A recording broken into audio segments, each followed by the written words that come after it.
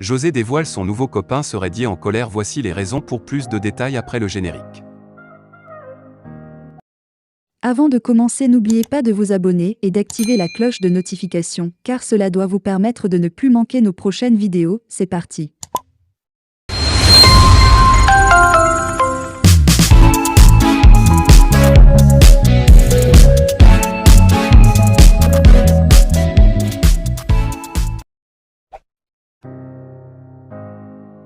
L'artiste chanteuse ivoirienne José s'est trouvé un nouveau mec. Après sa récente histoire d'amour avec le footballeur ivoirien Serai Dié, José est à nouveau en couple. Dernièrement, la chanteuse a partagé quelques clichés de son nouveau copain sur la toile. L'histoire d'amour entre la ravissante José et l'international ivoirien Geoffroy Serai Dié a fait couler beaucoup d'encre et de salive. La chanteuse ivoirienne et l'éléphant sont les heureux parents d'un garçon. Au moment où l'on pense que les deux personnalités sont en froid, l'artiste vient de poser un acte qui en dit long. Niakrou. José Priscille, plus connue sous le nom José, est une célèbre chanteuse ivoirienne. Son histoire d'amour avec l'international footballeur ivoirien Geoffroy Serai Dié a longtemps fait le buzz sur la toile. L'artiste à la voix suave et envoûtante et l'ancien capitaine des éléphants de Côte d'Ivoire ont vécu une belle idylle qui a vu naître un charmant garçon. L'affaire a fait grand bruit et le joueur a clairement déclaré sur les réseaux sociaux qu'il est le père du petit Elishama, sans oublier que la séparation de José et de Stéphane Zabavi était brutale et à la fois douloureuse. Chacun des deux a finalement pris sa résolution de faire sa vie sans l'autre.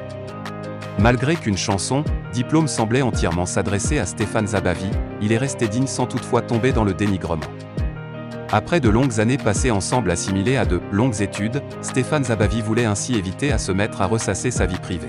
La chanteuse partie de son côté a pu très rapidement trouver un nouvel amour, un footballeur international évoluant dans un club suisse. Une nouvelle relation qui s'est concrétisée d'ailleurs aussitôt par une grossesse. Pour l'instant, l'identité du nouveau copain de José est inconnue.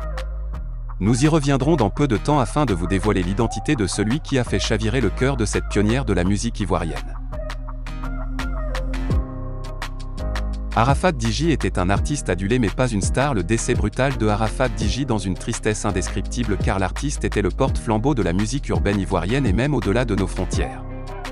Cependant, avec le temps, il convient de retenir que notre étoile n'en était pas une, car on ne peut pas être un artiste de la trempe d'Arafat et faire de son lieu d'habitation une cour commune où il n'y avait pas de distinction entre vie privée, famille et vie publique, amis, danseurs, suiveurs et autres. On ne peut pas être un artiste de la trempe d'Arafat Digi et ne pas écouter les bons conseils. On ne peut pas être un artiste de la trempe d'Arafat et s'adonner à toutes sortes de virées. On ne peut pas être un artiste de la trempe d'Arafat et ne pas avoir un psychologue, un conseiller en communication, en un mot une équipe hyper professionnelle en termes de gestion artistique à tous les niveaux. On ne peut pas être un artiste de la trempe d'Arafat et parler comment on veut sur les réseaux sociaux. On ne peut pas être un artiste de la trempe d'Arafat et ne pas copier les modèles de réussite en termes de gestion artistique, sportive et autres. La preuve est que de son vivant, Arafat n'a pu créer son musée ou encore sa fondation, un véritable site qui allait retracer toute sa vie en images, photos, vidéos, en vestimentaire, en trophées, en son, en biens motorisés et autres. Et qui à coup sûr allait être une véritable attraction touristique pour la destination Côte d'Ivoire. Hélas, l'ignorance, la négligence, le non-professionnalisme de l'artiste, la mauvaise compagnie et surtout les frasques d'une mère n'ont pas permis à notre pays et à l'Afrique d'avoir ce musée qu'était Digi Arafat, raison pour laquelle Arafat Digi n'était pas une star mais une personne connue. Avec son passeport en poche, Charles Blé Boudet, président du COJEP, parle de son retour en Côte d'Ivoire. Sur les antennes de France 24, il évoque ses rapports avec le président Laurent Gbagbo, son ex-co-détenu, ses rapports avec Madame Simone Gbagbo et avec ses camarades politiques d'hier.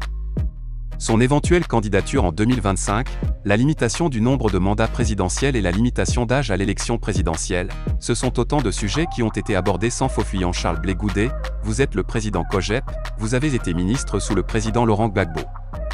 Vous avez été acquitté par la Cour pénale pour crimes contre l'humanité.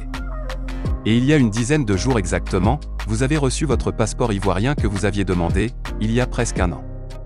Ce passeport vous a été octroyé directement par le président de la République, Alassane Ouattara? Oui, c'est vrai. J'ai d'abord reçu le chef cabinet du président Alassane Ouattara, ici à La Haye le 5 avril dernier.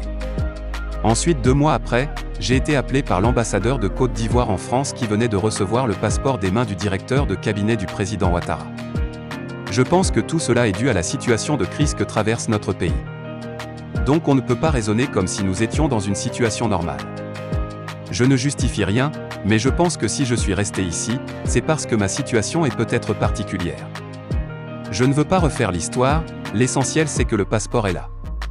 C'est après la mort du crapaud qu'on voit sa longueur. Maintenant le passeport est là, il faut mettre tout cela derrière nous. Vous l'avez attendu, vous l'avez réclamé, est-ce que vous avez douté de l'obtenir? Non, jamais. Parce que je savais que j'y avais droit, je savais que cette attente était aussi due à la situation de mon pays. Ce que la prison m'a appris, c'est la patience.